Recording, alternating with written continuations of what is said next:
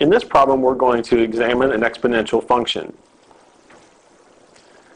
We're going to use the function f of x equals 4 to the x plus 1 minus 2 to find the domain of the function, graph the function, and from the graph determine the range and any asymptotes, then find the inverse of the function, use the inverse to find the range of the function, and then graph the inverse.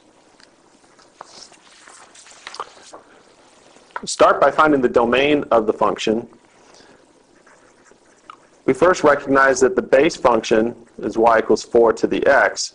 This exponential function has a domain of all real numbers. If we examine the given function, see that there's a transformation of a shift left 1 unit, and there'll be a transformation of a shift down 2 units. Neither of those transformations will have an impact on our domain, so the domain for our function is still all real numbers, or in interval notation, negative infinity to infinity. We want to sketch the graph of our function. We'll go ahead and start with the base function. We'll plot a few points and then use transformations to get the graph of our given function. Our base function y equals 4 to the x has a horizontal asymptote at y equal to 0. And if we plot a couple of points, we'll let x equal 0. 4 to the 0 is 1.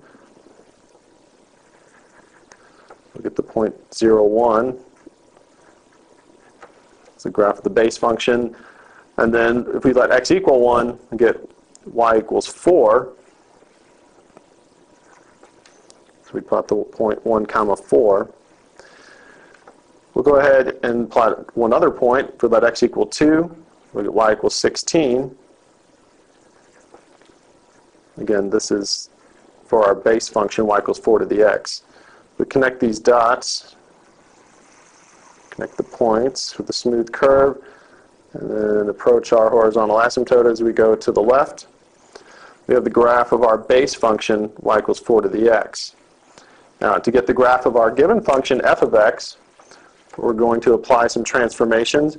We're going to go left 1 unit and down 2 units. So we'll use each of the 3 points that we've plotted on our base function and apply the transformations. So starting at the point 0, 1, we'll go left 1 unit, down 2 units, and we get the point negative 1, negative 1. Starting with the point 1, 4, we go left 1 unit, down 2 units. We get the point 0, 2. From 2, 16, we go left 1 unit, down 2 units. At the point 1 comma 14. We had a horizontal asymptote in our base function of y equals 0. If we apply our transformations, a shift left 1 unit does not affect the horizontal asymptote, but the shift down 2 units will give us a new horizontal asymptote, y equals negative 2. We'll go ahead and plot or connect the points that we've plotted here with a smooth curve.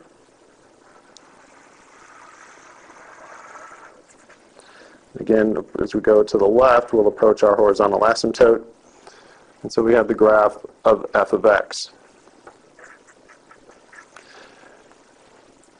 Now, in part C, we were asked to, from the graph, determine the range and any asymptotes.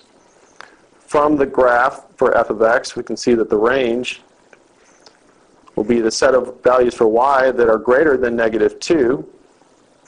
In interval notation, let's say the range is from negative 2 to infinity. We saw with our transformations that we get a new horizontal asymptote of y equal to negative 2. So we'll list that horizontal asymptote, y equal negative 2. Now that we have the graph of our exponential function, we're going to shift our attention to finding the inverse of the function. We were given the exponential function f of x equals 4 to the x plus 1 minus 2. To find the inverse, we'll start by writing y equals 4 to the x plus 1 minus 2. Then we'll interchange the variables. Get x is equal to 4 to the y plus 1 minus 2. This will implicitly define the inverse function. We now need to solve for y. First thing we're going to do is isolate our exponential portion by adding 2 to both sides. So we'll have x plus 2 equals 4 to the y plus 1. Now here we're going to change form. Right now we have the exponential form. We're going to change to the logarithmic form of the equation. This will be log base 4 of x plus 2 is equal to y plus 1. Now we're trying to isolate y, so we're going to subtract 1 from both sides. We'll get log base 4 of x plus 2, then minus 1 is equal to y. This will be our inverse function, f inverse of x. Now we should verify that f of f inverse of x is equal to x, as well as f inverse of f of x is equal to x. But we'll leave that check to you. In part C of this problem, we use the graph of the function to determine the range of the function. In part E, we're going to use the inverse function to determine the range as well. We found that the inverse function, f inverse of x, was log base 4 of x plus 2 minus 1. Recall that our original function was the exponential function, f of x equals 4 to the x plus 1 minus 2. We want to use the inverse function to determine the range of our function f. We'll do this by recalling that the domain of our inverse function is equivalent to the range of the function, and vice versa. The domain of our function is equal to the range of the inverse. So if we can find the domain of our inverse function, that will allow us to determine the range of our original function. Looking at this logarithmic expression, we see that the domain is a set of values such that x plus 2 is greater than 0, or x is greater than negative 2. So the domain of the inverse function is a set of values that are greater than negative 2. Therefore, we can say the range of f will be the set of values for y that are greater than negative 2. In interval notation, we'd say the range is from negative 2 to infinity in parentheses. The last part of this problem asks us to graph the inverse function. We could do this by plotting points, by using transformations, or by using the graph of the function f. We're going to do this by using the graph of the function f. So we'd like to obtain the graph of f inverse of x, which is log base 4 of x plus 2 minus 1. We graphed our function f of x, and we plotted 3 points, the point negative 1, negative 1, the point 0, 2, the point 1, 14, and we had a horizontal asymptote of y equal negative 2.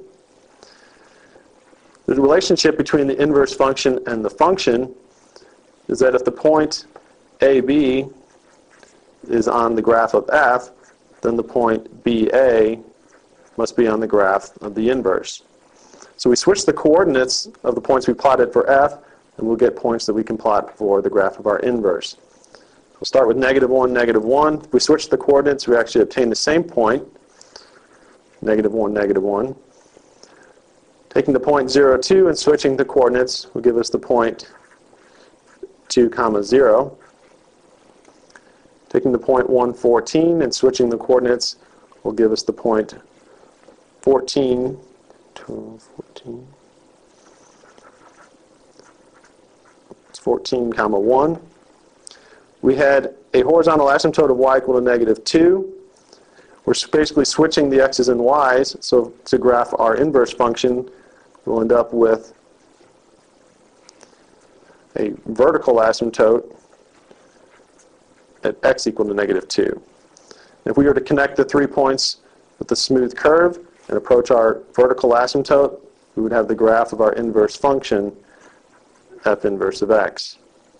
And we've got both the function and the inverse on the same graph. We've also drawn the line y equal to x to show the symmetry between the graphs of the function and the graphs of the inverse and the function. The two graphs are symmetric around this line y equal to x. And that gives us our reflective property with our points.